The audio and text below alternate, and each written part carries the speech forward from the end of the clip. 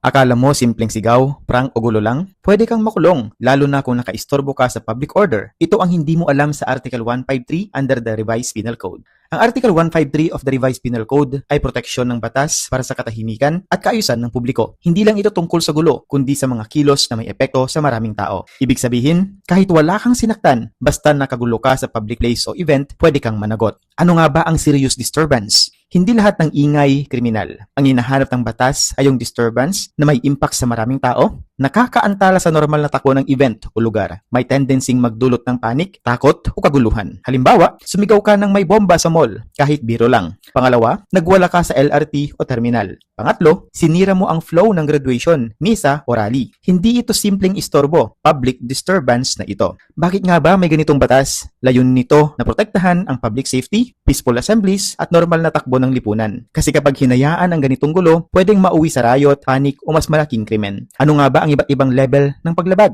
Una, simple disturbance. Ibig sabihin ikaw lang, walang armas. Ang penalty, aresto mayor, kulong plus multa. Pangalawa, tumultuous disturbance, mas mabigat. More than 3 persons plus may armas o violence. Halimbawa, grupo na ng gulo sa rally o pista na may dalang bat o kutsilyo. Resulta, mas mataas na parusa. May mga special cases na madalas di alam ng tao. Una, ang inciting to rebellion or sedition through shouting. Halimbawa, sumisigaw ng mensahe na nag-uudyok ng pag-aalsa sa pampublikong lugar. Pangalawa, provocative placards o emblems. Yung mga karatula na pwedeng magpasimula ng gulo. Hindi kailangan na may riot, basta may tendencing magdulot ng disorder. Sa People versus Reyes, sabi ng korte, hindi sapat ang simpleng ingay. Dapat may real disturbance sa public order. Sa People versus Evangelista naman, dapat ang act ay public at may epekto sa community, hindi private na away lang. Important na distinction. Kung ang target mo ay specific religious worship o meeting, mas papasok sa Article 131 o 132, hindi Article 153. Kung general public disturbance naman, Article 153 ang applicable.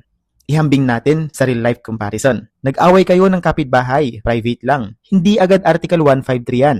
Pangalawa, nagwala ka sa barangay assembly. Pasok yan sa Article 153. Pangatlo naman, nagprank ka na may bomba sa airport o sa mall. Mas mabigat yan. Possible under special laws. Hindi bawal mag-ingay o hindi bawal maging maingay. Pero kapag ang ginawa mo ay nakakaapekto na sa kaayusan ng publiko, doon ka papasok sa criminal liability. Laging tatandaan, sa batas, hindi lang pananakit ang krimen. Kahit gulo at istorbo, may kapalit na parusa. Stay informed. Salamat!